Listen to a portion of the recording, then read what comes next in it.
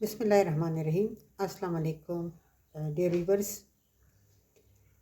جو ٹاپک میرا آج کل ہے وہ ہے پاکستان کے کانسٹیٹیوشنس اور جنرل الیکشنز۔ لاسٹ ویڈیوز میں میں نے کتنے جنرل الیکشنز جو ہے وہ ابھی تک پاکستان میں ہوئے ہیں، اور اس کے علاوہ جو کانسٹیٹیوشنز 1956، 1962 اور 1973 کے کانسٹیٹیوشن میں کس طرح سے ڈسٹریبیوشن آف سیٹس ہوئی ہے پارلیمنٹ میں اور صوبائی اسمبلیز میں، یعنی صوبوں کو کتنی نشستیں جو ہے یا کتنی سیٹس جو ہے وہ پارلیمنٹ کے اندر دی گئی ہے according to their strength of population. کون سا چیمبر جو ہے یعنی نیشنل اسمبلی جو ہے وہ پاپولیشن کی بنیاد پہ آرگنائز ہوتا ہے، اور سینٹ جو ہے وہ صوبائی تناسب سے اس میں نمائندگی دی جاتی ہے۔ پھر چونکہ پاکستان ایک فیڈرل اسٹیٹ ہے، اسی لیے ہر پروونس کا اپنا ایک قانون ساز اسمبلی ہے ان کی، تو ان اسمبلی میں وہ سیٹس کی ڈسٹریبیوشن جو ہے وہ اس پروونس کے اندر کس طرح سے کی گئی ہے۔ یہ لاسٹ ویڈیو میں نے پورا ایک کمپیریٹیو انالیسس جو ہے وہ اس کا پیش کیا۔ آج جو میرا ٹاپک ہے that is amendment of the constitution. 1973 کے کانسٹیٹیوشن میں کتنے امینڈمنٹس ہوئی ہے اور کس طرح سے ان امینڈمنٹس کو نے کس طرح سے کانسٹیٹیوشن کو چینج کیا ہے۔ اب جب فیڈرل فارم آف گورنمنٹ ہوتا ہے تو فیڈرل فارم آف گورنمنٹ میں یہ ایک کریکٹرسٹک ہے کہ constitution should be in written form, because distribution of power جو فیڈرل گورنمنٹ میں ہوتا ہے اور صوبائی حکومتوں میں کے درمیان ہوتا ہے، تو وہ کانسٹیٹیوشن میں ہی وہ ڈسٹریبیوشن آف پاور جو ہے وہ دونوں گورنمنٹس کے درمیان، فیڈریٹنگ یونٹس اور فیڈرل گورنمنٹ، ان کے درمیان جو ہے وہ ہوتی ہے۔ تو اس لیے ضروری ہے کہ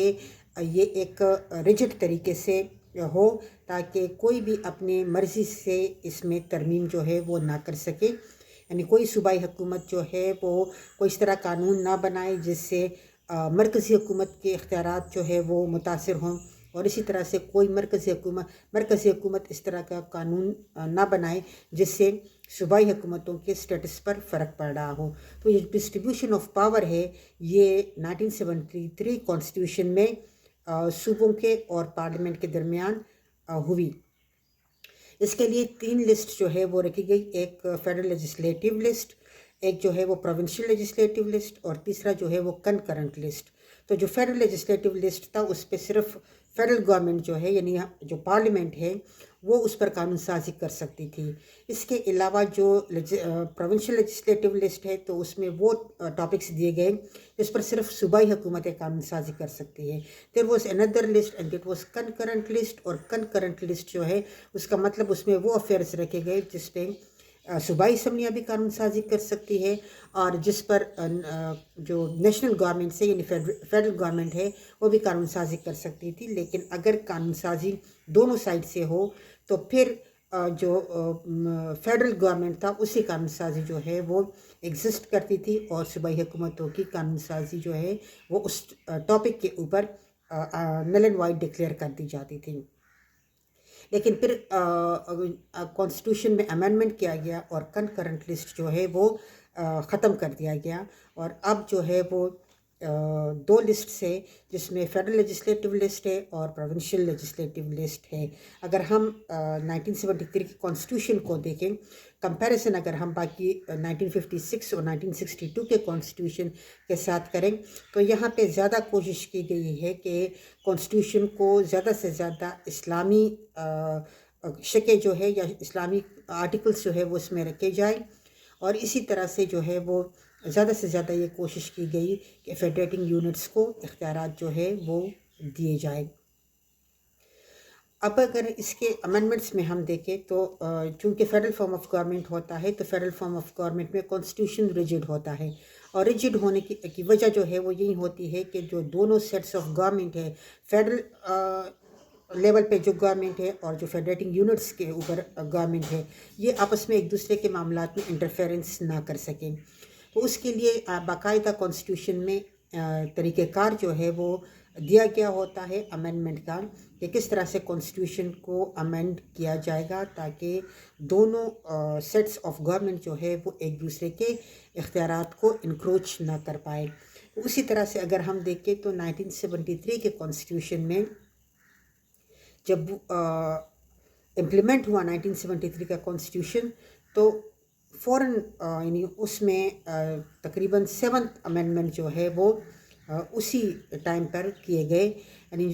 چونکہ پیپلز پارٹی کا ٹائم تھا, ذوالفقار علی بھٹو کا ٹائم تھا, اور اسی ٹائم پہ کانسٹیٹیوشن جو ہے میں نے اس کی پوری ڈیٹیل لاسٹ ویڈیو میں بتائی تھی کہ کس طرح سے کب کانسٹیٹیوشن جو ہے وہ امپلیمنٹ ہوا 1973 کا. تو اس کانسٹیٹیوشن کو پھر امینڈ کیا گیا, اور اس کانسٹیٹیوشن کی جو فرسٹ امینڈمنٹ تھی وہ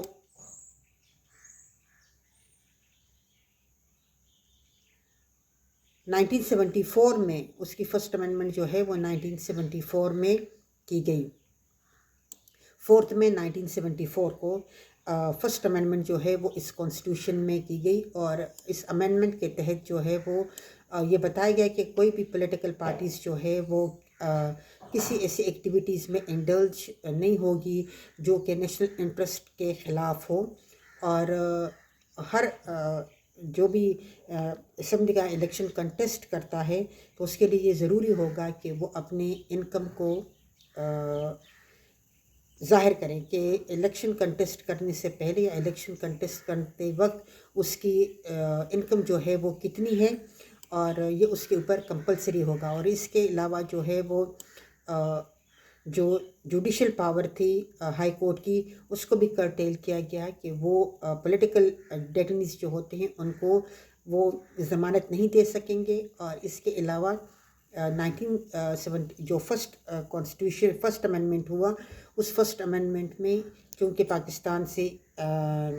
اس کا ایک حصہ جو ہے وہ الگ ہو گیا تھا 1973 کے کانسٹیٹیوشن میں کے وقت جو ہے وہ 71 کی جو وار ہوئی تھی, اس کے بعد سے جو ہے وہ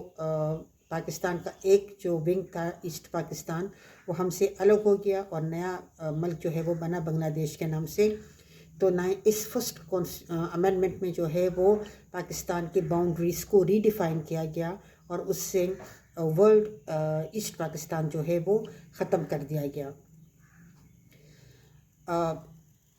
آپ مطلب کہ ہم اپنے ڈسکشن میں سنتے رہتے ہیں کہ ایسٹ پاکستان ابھی جس طرح سے ہم دیکھتے ہیں کہ مختلف جو ڈسٹریبیوشن آف نیشنل ویلتھ میں جو ڈسپیرٹی ہے, تو اس ڈسپیرٹی کو سامنے رکھتے ہوئے کبھی کبھار ہم سنتے ہیں کہ بلکہ اکثر اوقات سنتے ہیں کہ وہیں 1971 والی سچویشن جو ہے وہ کریٹ نہ ہو, ایسٹ پاکستان والی سچویشن جو ہے وہ کریٹ نہ ہو. تو اس سچویشن کون رسپانسبل تھا اس کرائسس کا, بیکاز یہ کوئی بڑی معمولی بات نہیں ہے, بہت بڑی بات ہے کہ ایک ملک کا حصہ جو ہے وہ ہم سے الگ ہو گیا. فیلئر جو ہے وہ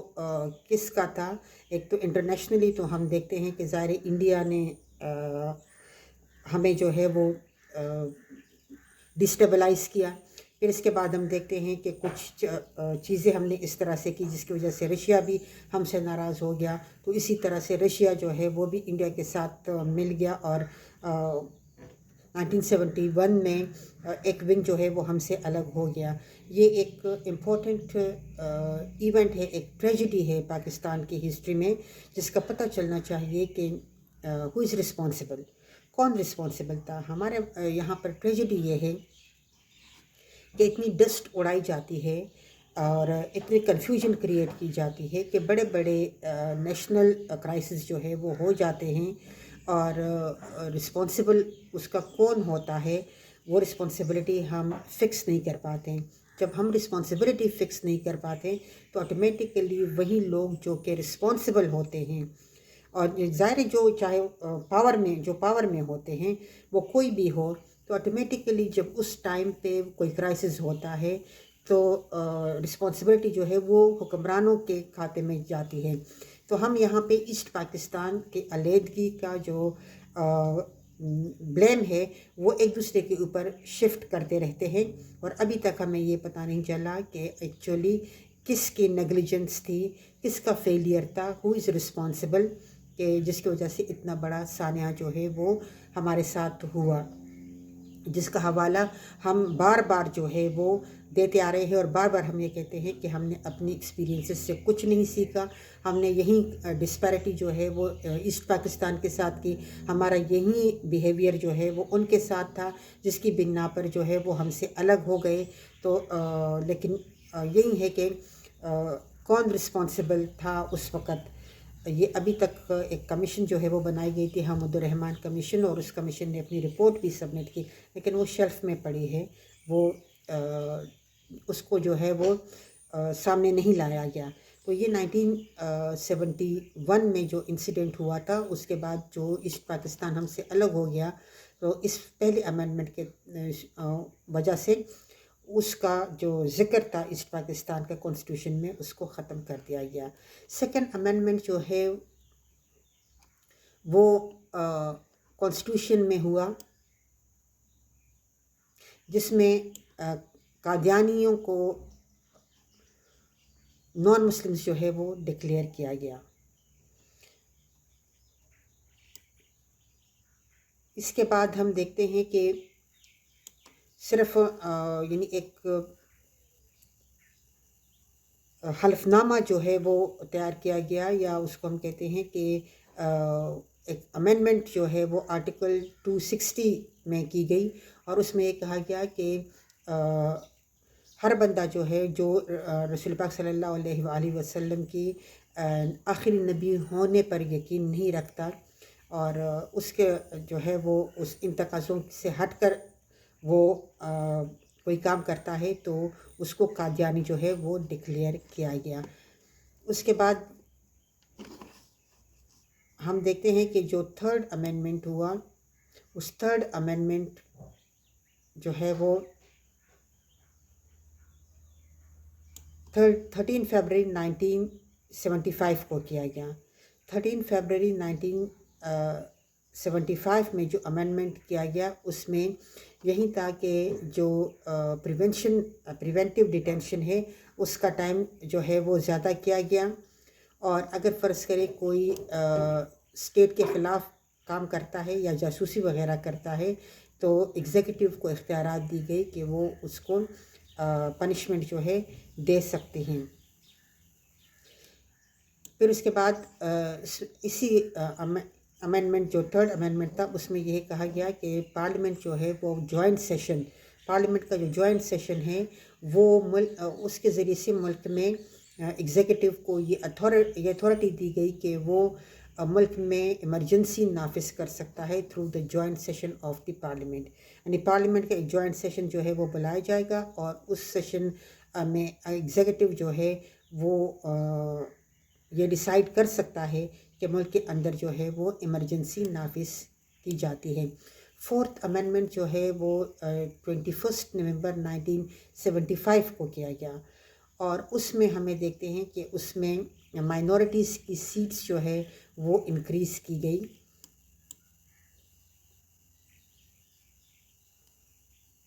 فنڈامنٹل رائٹس جو ہے اس کو منیمائز کیا گیا، اور پولیٹیکل ڈیٹینیز جو ہے اس کو مطلب ہائی کورٹ کو سے یہ اجازت، ہائی کورٹ سے یہ پاور لے لیے گئے کہ وہ پولیٹیکل پرزنرز کو بیل نہیں کر سکتا۔ ففتھ امینڈمنٹ جو ہے وہ 5 سپٹمبر 1976 کو ہوئی، اور اس امینڈمنٹ کے تحت جو ہے وہ ہائی کورٹ کے پاورز کو مزید جو ہے وہ کم کیا گیا۔ پھر مختلف سیلز ٹیکس جو ہے وہ لگائے گئے۔ اس کے بعد ہم دیکھتے ہیں تو 6th امینڈمنٹ جو ہے وہ ذوالفقار علی بھٹو کے ٹائم میں ہی ہوا، اور یہ 16 مئی 1977 کو ہوا۔ یہ امینڈمنٹ جو ہے یہ 77 میں نہیں 1976 میں یہ امینڈمنٹ جو ہے یہ ہوا تھا، اور اس کے بعد جو ہے وہ 7th امینڈمنٹ جو ہے وہ 16 مئی 1977 کو ہوا تھا، جب ذوالفقار علی بھٹو کا جو حکومت تھی اس کے ختم ہونے کے ایک مہینہ پہلے جو ہے یہ امینڈمنٹ کیا گیا، جس میں یہ کہا گیا کہ پرائم منسٹر جو ہے وہ پارلیمنٹ سے کانفیڈنس کا ووٹ لے گا، اور اگر اس کو پارلیمنٹ سے کانفیڈنس کا ووٹ نہیں ملتا تو پھر وہ اس کے لیے ریفرینڈم جو ہے وہ کرا سکتا ہے، یعنی ریفرینڈم کے تھرو وہ ووٹ آف کانفیڈنس جو ہے وہ حاصل کر سکتا ہے۔ ظاہر ہے جو بندہ جو پولیٹیکل پارٹی زیادہ سیٹس لیتی ہے نیشنل اسمبلی کے اندر، تو پرائم منسٹر بننے کے لیے یہ ضروری ہوتا ہے کہ وہ میجورٹی پارٹی کا بندہ ہو، اور پھر اس کے لیے یہ ضروری ہے کہ وہ اسمبلی کے اندر سے کانفیڈنس کا ووٹ لے لے کہ اس کو کتنے ووٹ جو ہے وہ ملتے ہیں۔ لیکن یہاں پہ یہ کہا گیا کہ اگر فرض کرے اسمبلی سے اس بندے کو جو پرائم منسٹر بننے کے لیے کینڈیڈیٹ ہے، اس کو اگر اسمبلی سے کانفیڈنس کا ووٹ نہیں ملتا تو پھر اس کے لیے وہ ریفرینڈم بھی کروا سکتا ہے۔ اسی طرح سے یہ 7th امینڈمنٹ جو ہے یہ 1973 کے کانسٹیٹیوشن میں 1974 سے لے کر 1977 تک یہ 7th امینڈمنٹ جو ہے یہ کانسٹیٹیوشن میں ہوئے، اور اس کے ذریعے سے جو میجر اس میں جو سب سے بڑا اور زیادہ امپورٹنٹ امینڈمنٹ تھا وہ 2nd امینڈمنٹ تھا، جس کے تحت پاکستان میں جو قادیانی تھے ان کو، یا جن کو ہم احمدیز کہتے ہیں، ان کو نان مسلمز جو ہے وہ ڈکلیئر کیا گیا۔ اور اس کے علاوہ چونکہ الیکشن جو کہ ذوالفقار علی بھٹو کے لیے ٹائم جو ہے وہ خراب ہو گیا تھا، ان کا ٹائم جو ہے وہ برا ہو گیا تھا، اور بہت سارے پولیٹیکل پارٹیز نے مل کر اس کے خلاف ایک تحریک چلانی شروع کی تھی، تو اسی لیے 7th امینڈمنٹ کے تحت جو ہے یہ کہا گیا کہ اگر اسمبلی سے وہ کانفیڈنس کا ووٹ پرائم منسٹر کو نہیں ملتا تو وہ یہ ووٹ جو ہے وہ ریفرینڈم کے ذریعے سے حاصل کر سکتا ہے۔ تو یہ 7th امینڈمنٹ جو ہے یہ اس وقت جو ہے وہ آئین میں کی گئی۔ باقی جو اس کے بعد 8th امینڈمنٹ اور 8th امینڈمنٹ کا امپیکٹ جو بہت امپورٹنٹ امینڈمنٹ تھا، جس نے پاکستان کی پوری پولیٹیکل شیپ کو چینج کیا تھا، اس کو ہم نیکسٹ ویڈیو میں ڈسکس کریں گے۔